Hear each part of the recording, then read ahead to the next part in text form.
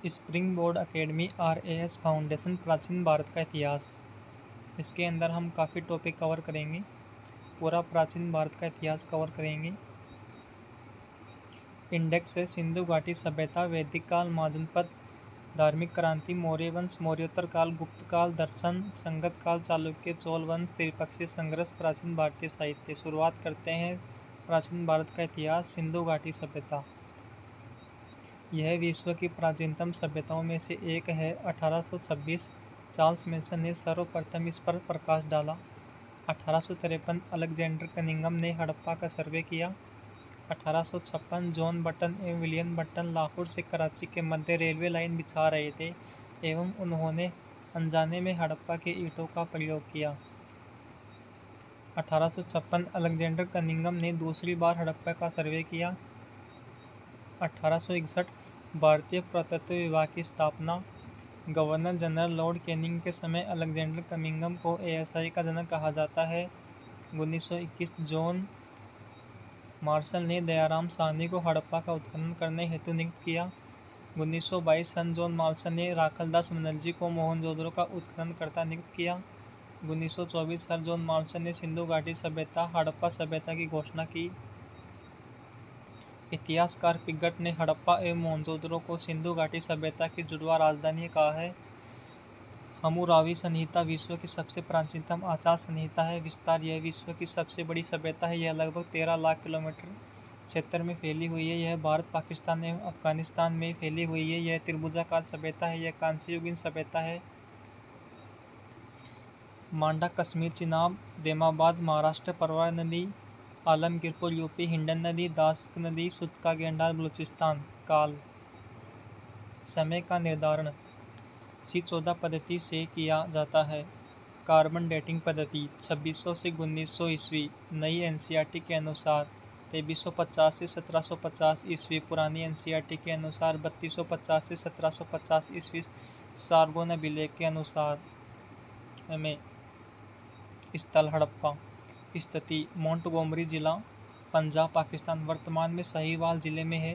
रावी नदी के तट पर। उत्खननकर्ता दयाराम साहनी। R37 कब्रिस्तान, विदेश की कब्र, इक्का गाड़ी, श्रृंगार पेटिका। स्वामित्व का निशान। नदी के तट पर 12 अन्नागार मिलते हैं जो 2 लाइनों में है। पास में अनाज साफ करने का चबूतरा मिलता है। पास में श्रमिक आवास भी मिलते हैं। एक मनुष्य के शव के साथ बकरे का अस्थि पंजर मिलता है।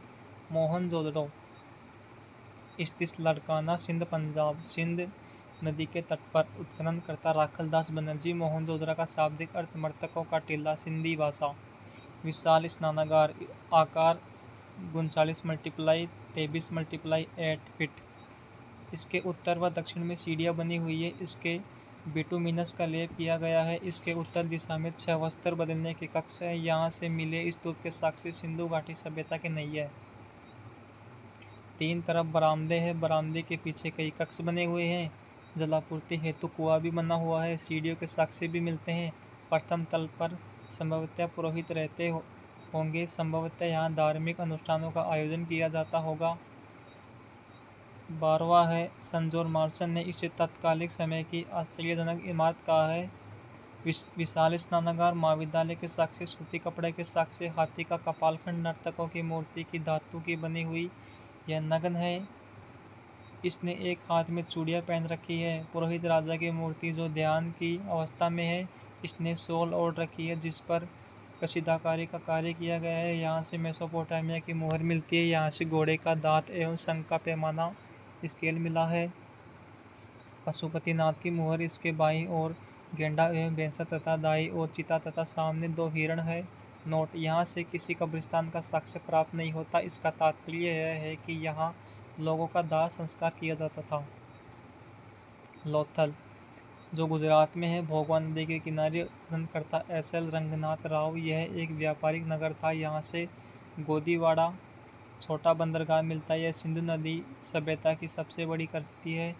मनके बनाने का कारखाना, चावल के साक्ष्य, फारस की मोहरें जो गोलाकार बटन नुमा, घोड़े की मंडा मूर्ति, चक्की के 2 पार्ट, घरों के दरवाजे मुख्य मार्ग पर खुलते हैं। एकमात्र नासों के मॉडल। यहाँ से 3 युगनिमत स्वादान मिले हैं। धोलावीरा, जो गुजरात में। उत्खननकर्ता रविंद्र सिंहविष्ट। यह शहर किसी नदी के किनारे स्थित नहीं है। यह शहर 3 भागों में विभाजित है, पूर्व, मध्य, पश्चिम। यहाँ से 16 कृत्रिम जलाशय मिलते हैं। स्टेडियम के साक्ष्य सूचना पट जो पोलिस युक्त है, धोलावीरा कर्क रेखा पर स्थित है। यह नवीनतम उत्खननकर्ता स्थल है। वर्ष 2021 में यूनेस्को ने गुजरात के धोलावीरा को भारत के 40वें विश्व धरोहर स्थल के रूप में घोषित किया है। चंद हुदड़ो स्थित सिंध, पाकिस्तान। उत्खननकर्ता NH मजूमदार। इसकी हत्या डाकुओं ने कर दी थी। यह एक औद्योगिक नगरी थी। मनके बनाने के कारखाने मिलते हैं। कुत्ते द्वारा बिल्ली का पीछा करने के साक्ष्य मिलते हैं। लिपस्टिक के अवशेष, कार्नेलियन मनके के अवशेष। सुड़कोटड़ा स्थित गुजरात। घोड़े की हड्डियाँ। सिंधु घाटी सभ्यता के लोगों को घोड़े का ज्ञान नहीं था। कुनाल हरियाणा में है। चांदी के 2 मुकुट। Lapis lazuli. देमाबाद जो महाराष्ट्र में है। धातु का रथ, कांस्य के 4 रथ। रोजदी गुजरात में है। हाथी के साक्ष्य। ग्राफिटी दीवार या अन्य सतह पर चित्रित या फिर भित्रित रोपण पंजाब में है। मनुष्य के साथ कुत्ते को दफनाने के साक्ष्य नोट अमेरी, सिंध, पाकिस्तान से गेंडे के साक्ष्य मिलते हैं। कालीबंगा एक खोपड़ी जिसमें 6 छेद किए गए हैं, अर्थात इन लोगों के शल्य चिकित्सा का ज्ञान था। नगर नियोजन, यह विश्व की प्रथम नगरीय सभ्यता थी। यह अपनी विशिष्ट नगर नियोजन के लिए प्रसिद्ध है। नगरों को 2 भागों में बटे हुए होते हैं, पूर्वी भाग, पश्चिम भाग। पूर्वी भाग एक आवासीय भाग होता है। पश्चिम भाग यह इस साथ दुर्गीकृत होता था एवं ऊंचे टीलों पर स्थित था। सड़कें एक दूसरे को समकोण पर काटती थी। शहर ग्रिड पैटर्न पर बसे हुए थे। गहरों के दरवाजे मुख्य मार्ग पर नहीं खुलते थे। उपवाद लोथल।